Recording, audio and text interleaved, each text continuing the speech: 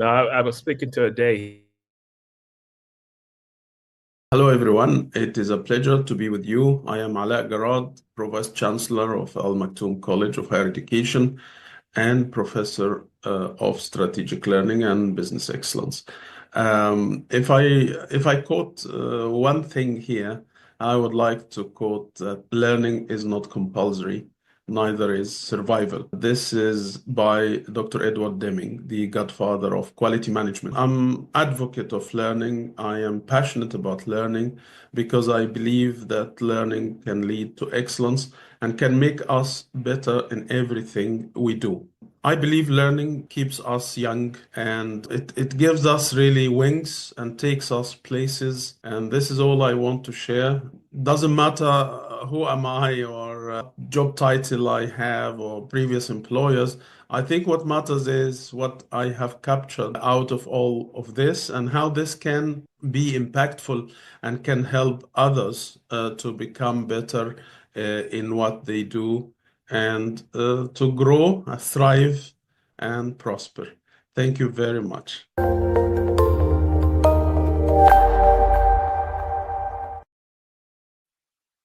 Good morning, good evening, depending upon what part of the world you're in. Uh, My guest today is a longtime friend. Dr. Garad and I've been knowing each other for over we hit. But it was a great intro that you shared with us. The goal of the CEO series is to bring together prominent leaders across the globe to get their insights on their career journeys. And so I'll say this, we're so glad to have you as a guest.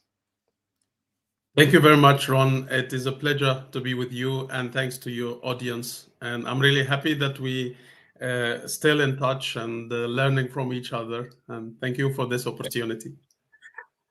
Yeah, I love the quote, and I'll get into it a little later. You said learning is survival, but we'll get to that a bit later. But I love that. I made a note of that. So walk us through your career journey. How did you get to be where you are today? Walk us through that.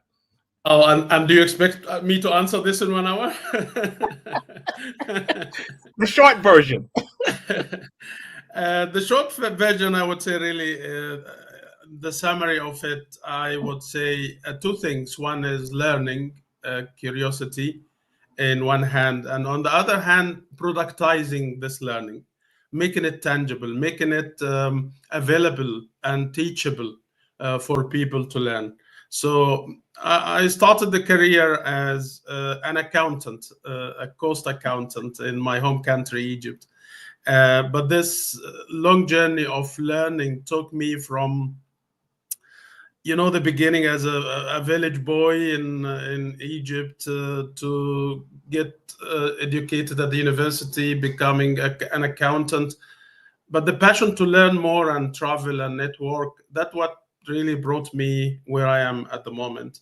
Mm-hmm. And one thing I'm passionate always about, that what I learn either in like cognitive learning or knowledge or skills, I like to make it available. I like to find a way to productize it, making it a product and help others to learn it.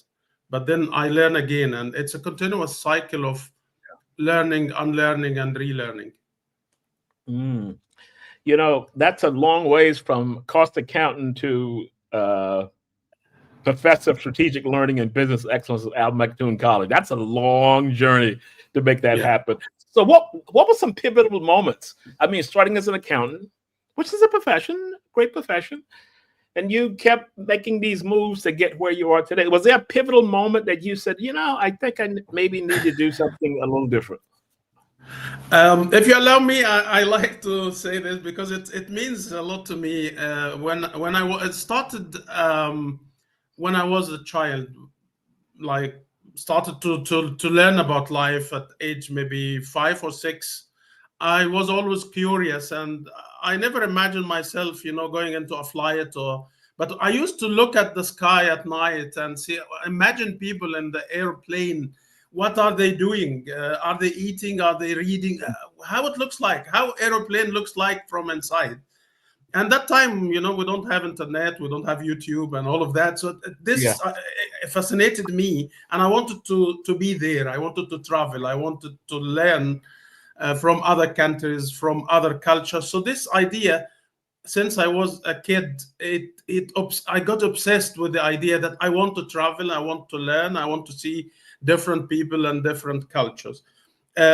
That's a destination in my life. The second destination was when I was in the high school, where I got a piece of paper. I still have it till now, from 1986 until today, Wow. that I want to be a distinguished university professor. That was my vision. Really?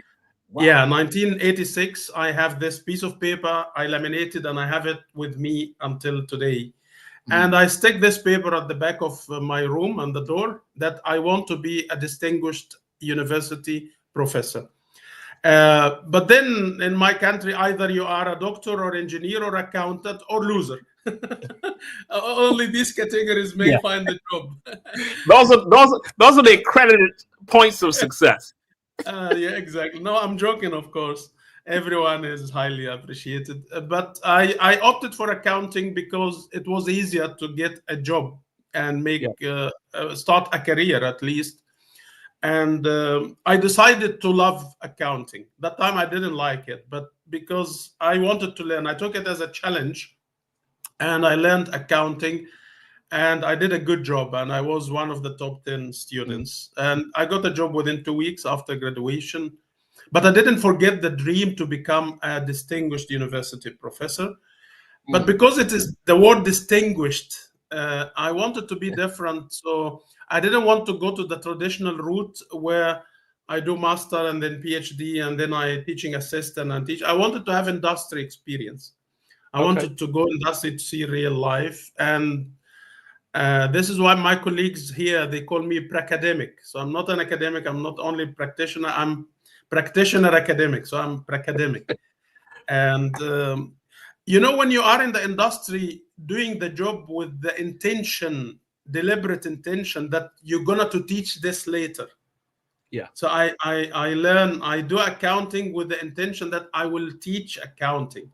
This Mm. is some notion made me to know the ins and outs and to find the way how to deliver this Mm. information. And then the journey took me to Dubai as accounting teacher. So I started teaching accounting actually, and for a few years I was teaching accounting. I did a good job as a teacher, but then I came back to my dream about being a university professor, and I did my master's in quality management, and that was an eye opener for me. The domain of quality and how important it is and how it impacts every aspect of our life: the air we breathe, the water we drink, the healthcare, the education. Everything we touch is related to quality.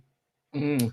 So I have learned since 2001 until today, I would say. I mean, I finished the master in 2 years from University of Wollongong in Dubai.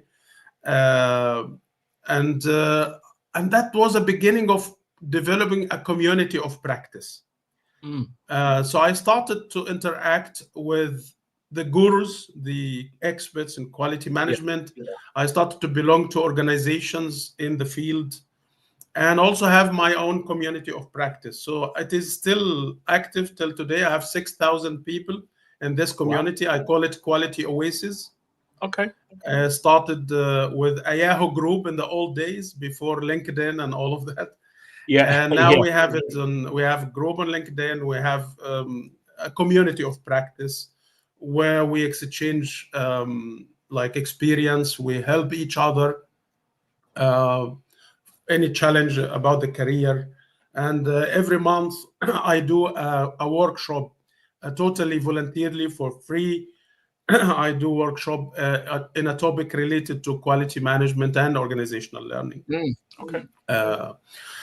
Shall I continue? No, no, go ahead, go ahead. Because let me just say, I find it so interesting from accounting, and so what are you going to do next? I think quality management. Whoa, that was kind of a left. Could we say a left turn, a right turn, or I would say it was a progression. I was really Okay. progressing in a vertical way, because it started with our social worker in the school came with a letter from the ministry saying they are asking us to implement quality in the school. What this has to do with the school? Because my understanding, quality is only for factories and manufacturing. And Okay. at that time, I couldn't answer him, but I said, let me check. And I started to read and learn about quality management. I see. And I Okay. found that it cuts across every industry, and even more important in service industry, because it has to do with our life, the quality of life, the Yeah. quality of healthcare, and so on. And coincidentally, I knew about this master in Dubai, and it took me only 48 hours to decide that this is what I want Yeah. to study, not a general degree, but specialized master Mhm. in quality management. When I started quality management, I saw the theme of learning was all over the place, because we cannot improve. The essence of quality is about improvement, continuous improvement. But how can we improve without learning, without acknowledging that there is something to be improved? Mhm. And Mhm. that learning with quality, I start to get really sleepless nights about the links between Between the, learning and quality. yeah. In the literature these days, it wasn't acknowledged. There was no clear, direct link between how much do you learn and how much you can become excellent, and having quality products and quality life, even on a personal level. And I got fascinated with the idea that there is a link. There is a link between, if individuals learn well and do good job in learning and applying their learning, they will become excellent. And excellent means they apply quality, because the Mhm. evolution of quality management is now business excellence. So Yeah. in the old days, we call it only quality management, but 10 years ago, we started to move towards business excellence, which is Okay. higher level or higher Yeah. aspiration. Because that takes up the From entire organization. Yeah. it's a holistic approach and Yeah. overarching approach. And I started to read and learn about the link between both. I get in touch with the gurus in quality and organizational learning. And that's it. It was the eureka moment where I decided in 2005 to do a doctoral thesis and research on the links between quality management, business excellence, and Wow. organizational learning. Yeah. And I spent 5 years more doing my doctoral thesis in Manchester in UK.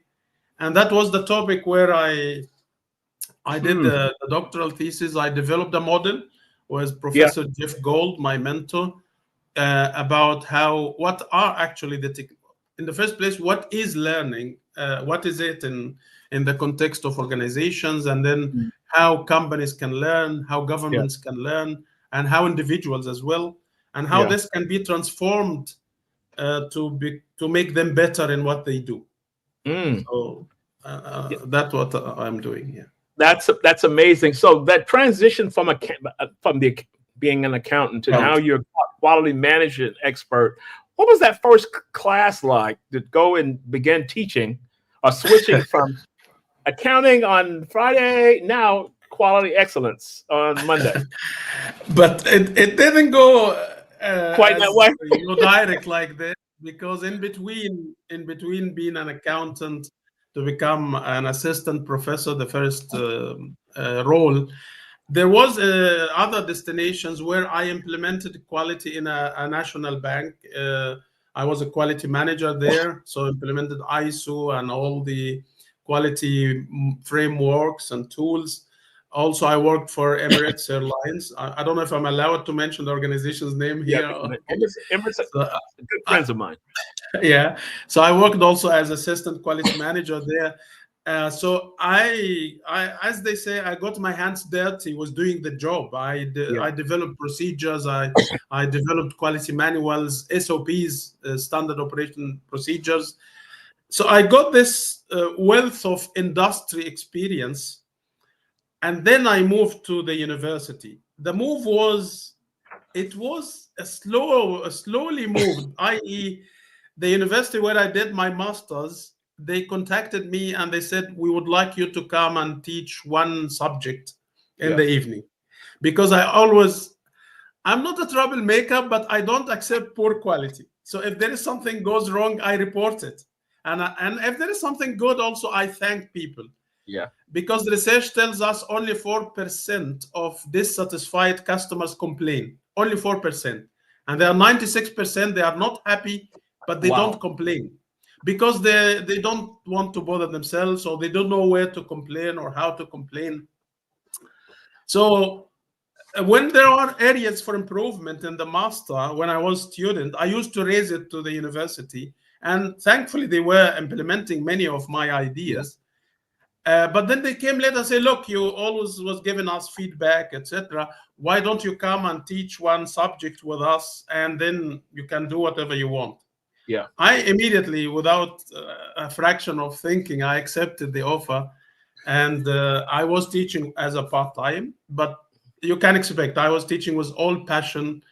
I remember I was telling my students, I had 161 students in the cohort doing master degree. 161. I remember them very well, and I know them all of them. That's a large amount. Isn't that a large amount? A very large cohort for a master degree. Yeah. I'll tell you, Ron, honestly, and this is emotional to me, when I was going to teach driving from Abu Dhabi to Dubai that time, because I moved to Abu Dhabi, I remember the days when I was going to meet my fiancée. It was like this. It was like a romantic thing. It was like emotional thing, not just going to teach. And I enjoyed this semester, but before the end of the semester, they said, no, we want you to be with us, and we want you a full-time. And they gave me an offer for full-time, And again, I accepted the offer. And since that time, now I'm stuck in the academia, but stuck in a positive way, because I have a leg in academia and also a leg in the industry, and still having this connection with the industry. If you ask my colleagues here in the college or anywhere about my style of teaching or what makes me different, is mainly bringing real life examples to the classroom. And also connecting my students to the industry and the business community. In fact, this was recognized 2 years ago by Her Royal Highness Princess Anne. I received an award called UK Headline Excellence Award, mainly for this collaboration, for creating opportunities for students, for linking the academia to the industry, and these kind of partnerships. And the journey continued, doing the help from the industry to the academia, and vice versa. I love the story, because as you were walking through that, the accounting piece, you said, I need to get industry experience. So I teach at a university here in Dubai, American University in the Emirates. And I always find it fascinating for me to get in front of a student. And I say, this is what it's like in the real world, because in a lot of cases, you're using books that were done 2-3 years ago. Things have changed. And I always feel that I need to bring a real world experience to that. So when you talk about from you having the accounting degree, you said, I need to get real world experience in how this is done. And this is when the excellent piece came out. So one of the words you mentioned was curiosity. You've always been curious to figure out, why is that? Why can exactly. Yeah. I always cite this. It's Einstein quote, like, if I'm good at one thing, I'm curious. Because curiosity, in a positive way, of course, curiosity to learn, to find facts, to find the truth, not curiosity about, knowing how much salary people are getting or this. But the small things. Exactly. The curiosity, it is like, and I always tell my PhD students that you have to be curious. You have to be honest, I don't know if this is something can be learned or no, but there are good researchers and there are great researchers. Good and great. Okay. The difference between good researchers and great researchers is the curiosity, because great researchers, they will, like, if there is a paper published on a topic they are doing a research, they will leave whatever they have in hand and they go and download this paper and Yeah. they read it and they connect with the authors, etc. So that kind of flame, the flame of curiosity that drive us to learn more, to ask questions. And when we ask questions, we learn. When we travel, we learn. When we participate in networking events, so this curiosity is driving me, and I believe it is important because it keeps this flame. And the moment I say, okay, now I am, I got my professorship, which is considered to be the highest rank in academia. Yes. Yes. It is the highest, Yeah. but what next? Should I am done and finished. This actually, I immediately started a new research in a new domain, relatively new, which is organizational ignorance. Okay. Because we talked about organizational learning, and I'm starting from scratch as like a novice researcher, trying to find out where this topic started, who are the authors brought it, what research published on it. So I'm starting a fresh, chapter, learning something new about a new topic. And I always go back to my mentors, my supervisors in the PhD. I say, look, I am thinking of this topic. Would you be interested to work together on this? And then we start to plan backdated because I like actions. The problem with academia, we always have good ideas, brilliant ideas, but very few of them interpreted into actions. So I say, Yeah. okay, what is our target date to publish this in March 26? So let's plan from March 26 to now, Yeah. backward. And then we put deadlines and dates, and we keep KPIs. having these meetings and so on. Yeah. Yeah. You Uh, mentioned you mentioned organizational ignorance. You know what I thought about when you mentioned that was there's a visual that talks about organizational ignorance, and it shows that org levels, and then it shows who knows all the problems, the employees, and as it goes up, it gets shorter and shorter, and you think about Absolutely. the C-suite 10%, but the answers could be at the bottom level of that. I'm like, oh my It goodness. is. It is 100% there. And Yeah. yeah, this is what I really like with the Japanese style of quality management. They're not big fans of ISO and standards and big things. They have a concept called Gemba. So when Gemba means workplace. So if there any problem happens, the Japanese manager will go to Gemba. They have a slogan, go to Gemba. Go to Gemba, go to the workplace, because the solutions are not here in the office, is not in the boardroom. The solutions in the shop floor.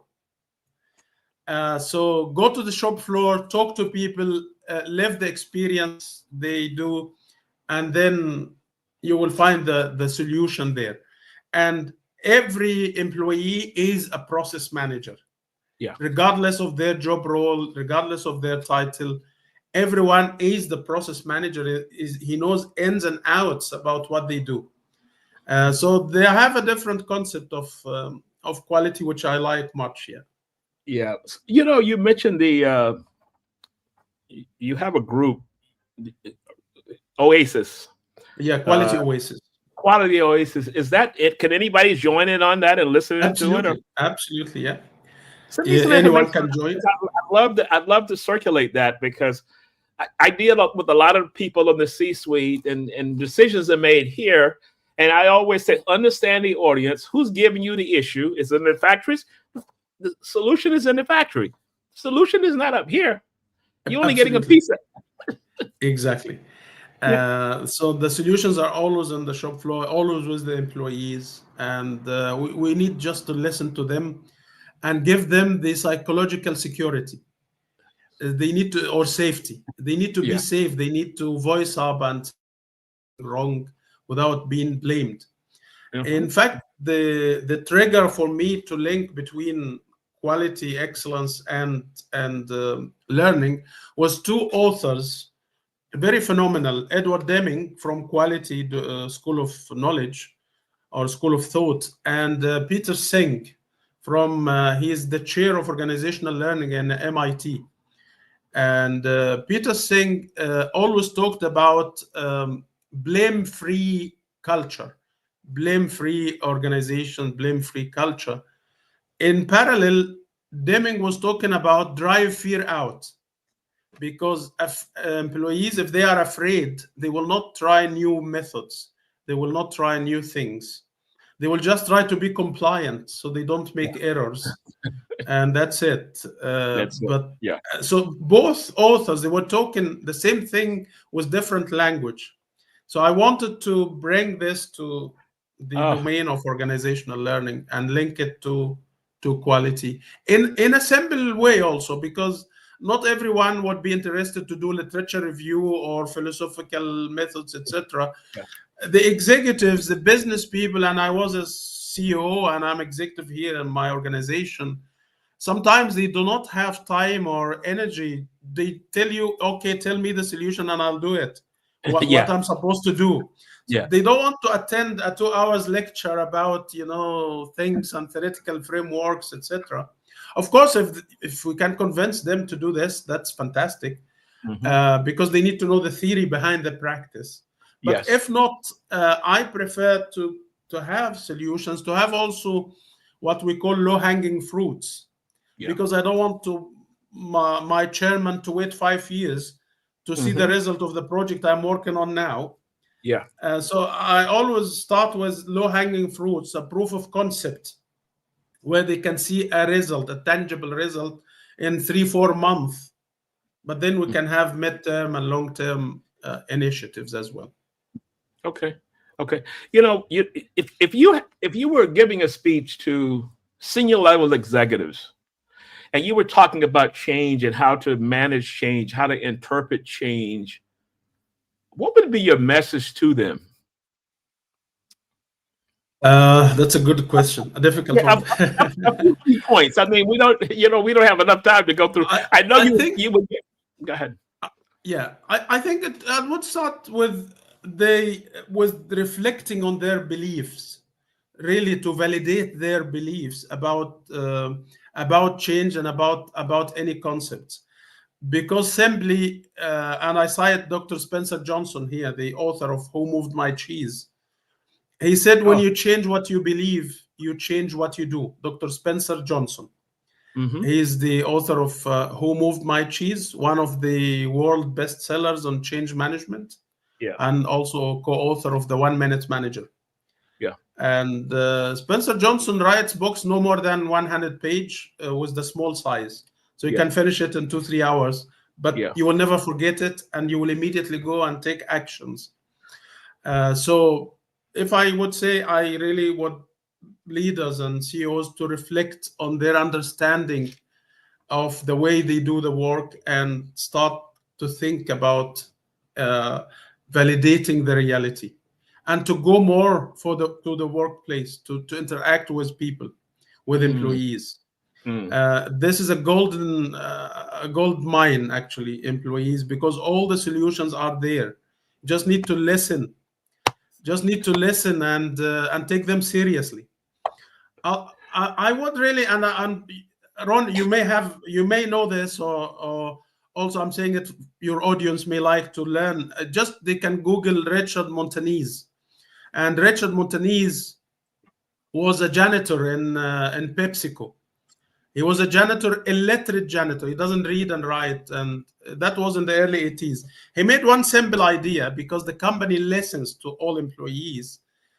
He's a Mexican, and he likes spicy food, and he doesn't find around the place where he works no spicy snacks. So he made the sauce, and this sauce is the flaming hot of Cheetos.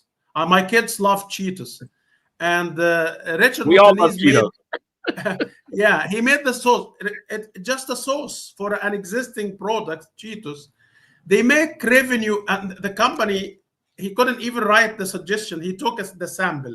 He made it, he prepared, dusted the Cheetos in this sauce, and went to the senior management, said, here is my suggestion, taste it, try it. They tried. They said, now remove your apron. You are one of us now. And you are not janitor anymore. They invested in him. This is published. There is a book with the same title, Flaming Hot. It's on Amazon. And also Eva Longoria produced a film about Richard Montanese. So this revenue is exceeding $10 billion from this one single simple line of production. And now he is, I'm not sure if my information updated, but the last time I checked, he was Senior Vice President for Latin America products. And he's a PhD holder now and motivational speakers. He charges $40,000 for 90 minutes. Ooh, we can transition into that, right? Working on it. So what I want to say here, a simple idea from employees can make huge difference in the company.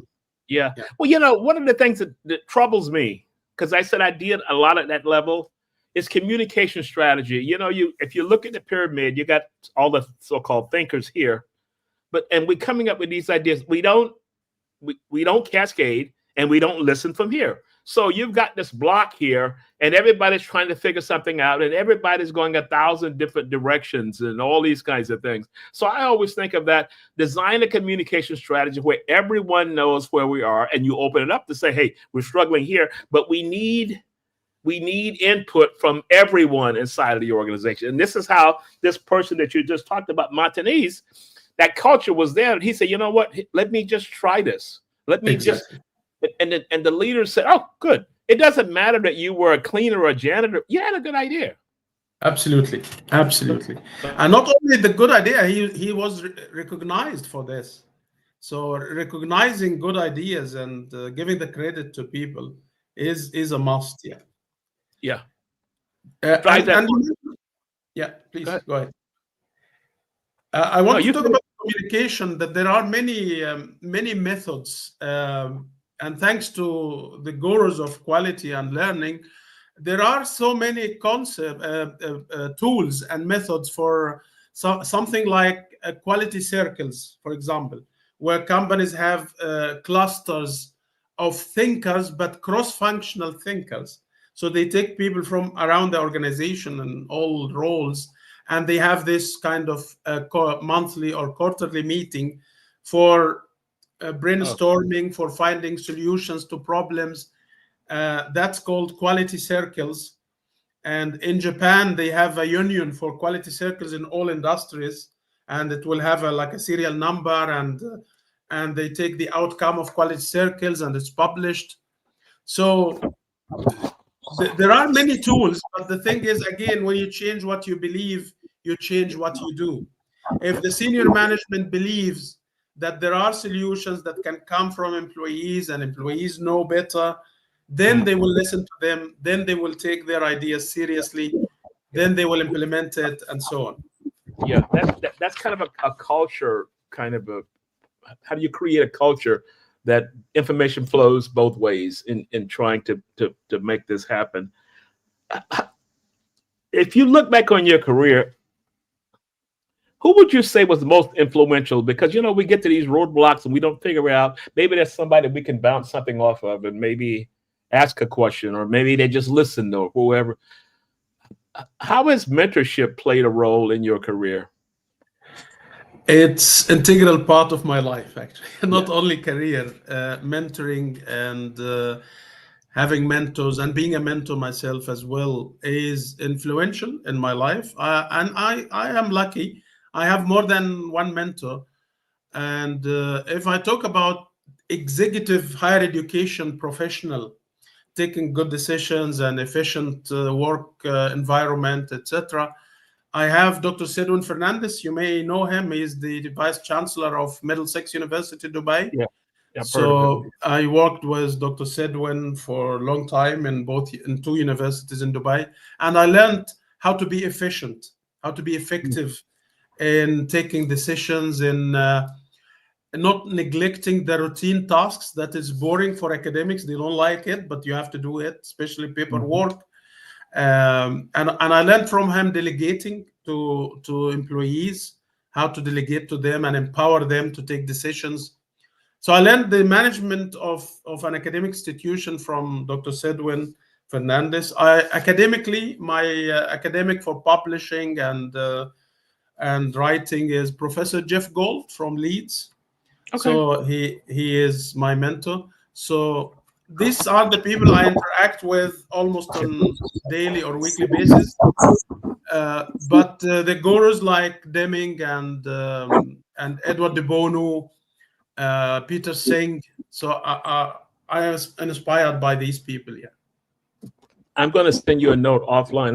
I've taken so many notes on the people you've talked about, because I want to dig a little deeper into that, because you've touched on so many things. Because as I said, the vast majority of my practice now is moving more towards senior leaders and trying to connect with them to understand the old way of thinking. Maybe we need to transition that. Because I find that a lot of leaders are still stuck in the old mindset to say, this is the way we do it, charge. I'm going to do this. We're going to do this. And everybody says, yay. But everybody knows that it's foolishness. In fact, I would say this model of traditional leadership, they straitjacket themselves and they lose opportunities. Okay. I'll tell you one simple thing, a real life example. Beside my academic work, when I was in the UAE, I also had a franchise from a British organization called Investors in People. It's a government organization. They have a standard developed during Margaret Thatcher time called Investors in People. So this is like the constitution of HR and human and HR development.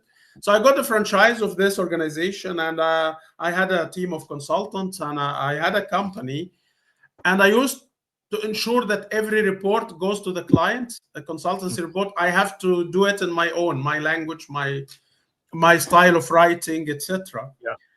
And one time I thought to try. I was so busy, and I asked one of my consultants, and she was a junior consultant, just started a few months ago, to write the report, not me.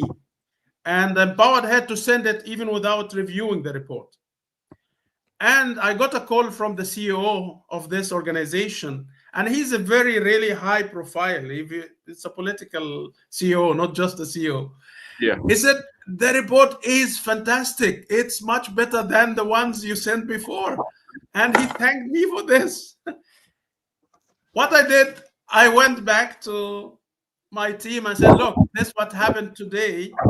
And I asked the consultant, I named her, and I said, now she will take care of the editing and finalizing the reports. Yeah. And she's much better than me in this. And that made my life easier, because I used to be the bottleneck, and I read all the reports and delays, etc.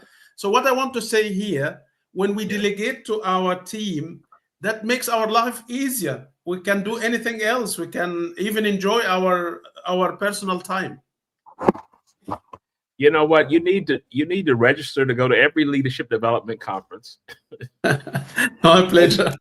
I share this because it's like you're hitting into a brick wall when you're trying to talk to people, and you're talking about delegating and empowering people to delegate, empowering people to develop themselves. But in a lot of cases, as you said, we become the bottleneck. Our lives are stressed. But if we open that up, it's just free flowing. And at the end of the day, who said that my way is the best way? Who said this? I'll tell you another thing in this. When I established this company, I wanted to make it a role model, because I said, everything I learned in my PhD, everything I learned in the industry, I want to implement it in this. And one example, I had another consultant was only a year and a half experience after graduation. He was only a year and a half experience.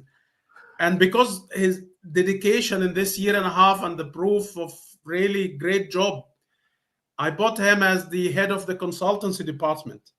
Oh, okay. Yes. And when I was working as a consultant, I was the CEO of the company, but also I have another capacity as a consultant, senior consultant. I was reporting to him.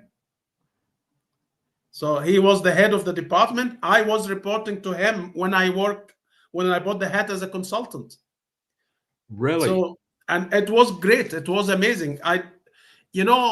Sometimes when you really find good people, you really need to invest in them and let them do the job. Don't dictate what they should do. Yeah. This one consultant, I was willing to open a branch in another country that he had to move there. And I tried to convince him to stay with us, but he had some family circumstances. I said, if this will make you change your mind, I will open a branch in this country. But he had other arrangements here. Wow. That's amazing. It's amazing that you've taken your learning over the years from the cost accounting and moved into this space you're in now. As you look back on your career trajectory, are you surprised that where you are today?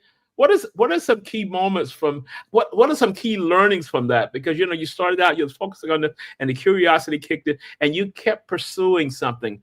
Because lots of times in organizations today, you have people that are doing the work, but the vision is over here, and they can't quite connect, and they just keep that. And next thing you know, they've been 20 some years of doing something, and they're bored out of their mind, and just going through the treadmill. Yeah, I understand. Yeah. I think it is a difficult part, what I'm saying here, but if we can do it, will be great. If we know really what we want in life, what we want to do, what is the big goal. I mean, people will say, okay, I want to be this and that, but what is the big goal? What is the impact we want to create? I believe only 8% of people on Earth, they achieve their goal. Only 8%. This is published by Inc.com. There is a research about goals, etc., how people achieve. So the challenge was not having a goal, just we go with the flow. This is the problem. So having at least a picture where I want to reach, like when I'm not saying I'm ideal, but I knew that I will travel. I knew I will be something, and I will go places, etc. But I'm fueled by curiosity, but also by ambition. So people should really, again, I don't know if this can be learned to be ambitious. I see people are ambitious by nature. Others, they are not. Even you give them a ready opportunity, they may not take it.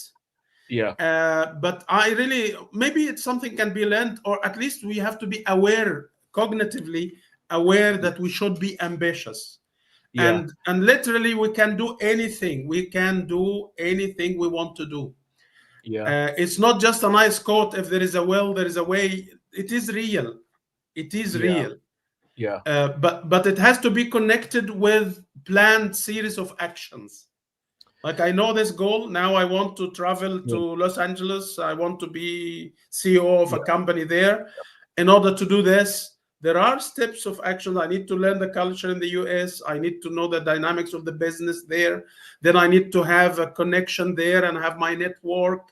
And then I need to start learning about the industry. So there are a series of actions has to be done in order to be there.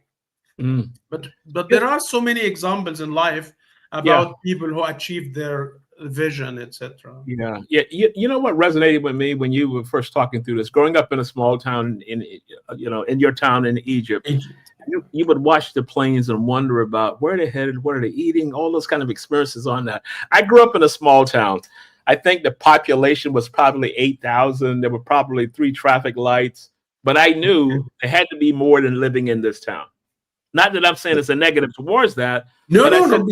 You have a lot to give. You have a lot to learn. I said, there's got to be more than just being here and doing this. And I've read stories about New York, LA, Paris, and France, and all these things. Never would I thought that I would be kind of a globetrotter in all of these countries. But I knew there was something more than what I was experiencing. And I knew that I had to taste it. I had to taste that curiosity and figure it out. Exactly. And we don't need to do the whole thing, by the way. I noticed this. I noticed that it's a quote I read. I don't know read where, but it's a quote saying, the more I work hard, the more I become lucky. I do my job. I do my best. I go and interact with people. I attend the conference. I take notes. I try to. But then, out of blue, I meet someone there, and Yeah. he throw an opportunity and ask me to Yes. do something, and that's it. So the universe will help those who help themselves. Helps themselves. Yeah. If But if we help ourselves, yeah, we will but that get comes help back. from others. That comes back to listening to yourself. Sometimes, well, I said listen to yourself in a positive manner because sometimes I saw a quote the other day that says the your coach is here, whether Absolutely. you listen to that or not. So that could be a negative. I think I may have screwed up the parlance behind that, but this inner coach. Sometimes it could be a negative in a coach. Is it a positive in a coach? And those kind of things. But how do we listen to what we're going through and how do we put it all together and put together some kind of recipe to move forward? We fail, we keep moving back. Am I Yeah. crazy or am I on the same track? You nailed it, Ron. You are the expert. This is what they call the chimp paradox. Ooh, The chimp. It comes from chimpanzee. The chimp paradox, and there is a bestseller called with this title, The Chimp Paradox. And the author is neurology, psychology, one of the top in the world, Dr. Peter. Not remember the family name, but he's a scientist. And he said there is two characters in our head, the human and the chimpanzee, the chimp. And the human is realistic, is rational, and wants the good for you and want you to do it ooh, right. While the chimp is totally the opposite. Is very emotional. He wants you to be lazy. He wants to sit in the comfort zone. So you try to wake up in the morning for an appointment or something. Say, okay, give it another half an hour, have a sleep or something. So they encourage you not to do what you are supposed to do. You keep postponing, procrastinating, etc. So there is always this challenge between the human and the chimp. yeah. And when you visualize it and say, oh, now the chimp is talking, not me, not the human. No, I will not give the chimp this opportunity to do it. Uh, So, and he wrote the book with graphs, with drawings, so you can see. And he made another version for the kids. Actually, it's taught in schools, by the way. oh wow. And if we realize when, and this is my challenge, and a few years ago, and actually before did the doctorate, before that was a very important date in my life, that I always led the champ. I wasn't aware, and I took emotional decisions that brought Mm, negative impact on me and others as well. yeah. But that It was was the champ. So now I am so aware of the champ. Yeah. the where you know what? I do these shows every Friday, and it's kind of like I'm listening to you, and it's like I'm laying on the couch at the psychiatrist's office and I'm talking to someone and they're bringing me all this chimp paradox. That's the first thing I'm going to Google when this session Okay. is over. Okay. And I'll send you a side note to follow up with some of these other authors we're talking about. So I wanted to kind of let the audience know. You mentioned The author is, sorry for the interruption, Dr. Steve Peters. Steve Peters. Steve Peters is the author of the chimp paradox. Okay. Steve Yeah. Peters. Let me just write that down. So for all the listeners, Quality Oasis it's you can Google that and you is this monthly, weekly, or how is this working? The workshop is monthly, Okay, but also I'll send you the link. It's on YouTube. You see all the courses, all the videos, and the okay, YouTube is in my name, Alaa Garad. So okay, if you Google Alaa Garad into brackets Quality Oasis, you will see the videos and the previous lectures. okay, cool. As we And I close can down, send the link for people to register so they get yeah, updates on the next workshops, etc. And it's 100% free. We even issue a certificate of attendance, everything. wow, okay, yeah. Send me all of that because I'd like to I'll do it. post that, but I'll discuss that a little later. So as we begin to close out, one of the reasons we started the show is to bring together leaders from across the globe to bring interesting stories as to how they started from point A and they ended up in point B, C, whatever it is. But there was a Yeah. whole lot of disruption going through that. And I thank you for bringing all of that out. So would you like to leave a closing comment for the people that's listening in? Um, I think if I don't want to be like an advisor or something, but I would say really life is beautiful and there is a lot of good things around us. We should remain human. We should look after ourselves and our closed circle before anything else. Yes, we are successful business people and professionals, but we have to remember our closed circle, our kids, our family, our friends, because this gives us the energy. And I personally consider my family my VIP customers before anything else. So have a good quality time for me, for my family, and then at work, do the most you can do, put Mm, 110% yeah, at work, but then learn to disconnect. Now I disconnect and enjoy yeah, screen-free time, enjoy my family, etc. yeah, yeah, And if we can really, I've tried this, if we can find a job that we are passionate about, or a role, or a profession, then we are in a holiday for the rest of our life. hmm I was in Maldives with my family a few years ago, and I told the manager of the hotel, "You're really good hotel." I meant it, really. They was so good. I told them, "You should be investor in people." It was just spontaneous. He said, "What is investors in people?" I told him, "This is how it." He said, "Can you please come and give us some lecture on this?" I said, I'm busy. I'm with my family. I can do it later." 2 months later, they invited me to the same hotel for 4 days. I did a training for them, and then I became their consultant. And then they talked to other organizations. And it was like almost every 2 months, I am going to Maldives to do some work, and I'm paid for this. It was like a holiday. I'm just practicing my hobby. And the same happened as well in other countries. So when we do something we are passionate about, we love, we don't have any pain, like we are yeah, tired or yeah, exhausted or yeah. anything. It I don't comes. know if this makes sense or no. No, it makes sense because it comes from here. It comes from here. So, Dr. Garad, thank you. It's been 10 years. It's been 10 years, right? It's been 10 long, long years, time yes. I remember when we had that conference in Dubai, and in Dubai. but the That's connection happened, you know. I see you, you see I, I, me. I see you, We and I had the see you, connection. and I follow you, my friend. I follow you, It's my friend. like the avatar, and I always follow your LinkedIn and your great initiatives. I am inspired, and I learn a lot from you, Ron. Thank you very it's much. it's it's mutual. So before we close out, I wanted to do a shout out for some of our frequent listeners. Peter Pacini, who was a guest on the show a few months back, he was in arts and managing stages and art productions, and now he's in wealth management. Jim Moy has always been a big shot attorney in Washington D.C.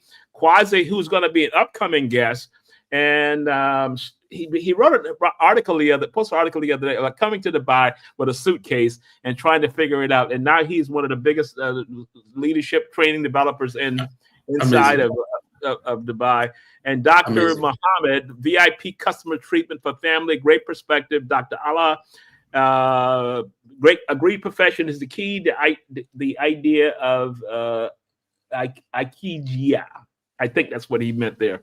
Okay, That's above my pay grade. But anyway, thank you so much. I need you to hang on as we close out. sure. So thanks everyone for listening. Make sure you share, like, and subscribe to our channel. Thank you. Take the CEO series with you anywhere, anytime. All episodes are now available on Apple Podcasts, Spotify, and major streaming platforms. It's not just an interview. It's a masterclass in leadership.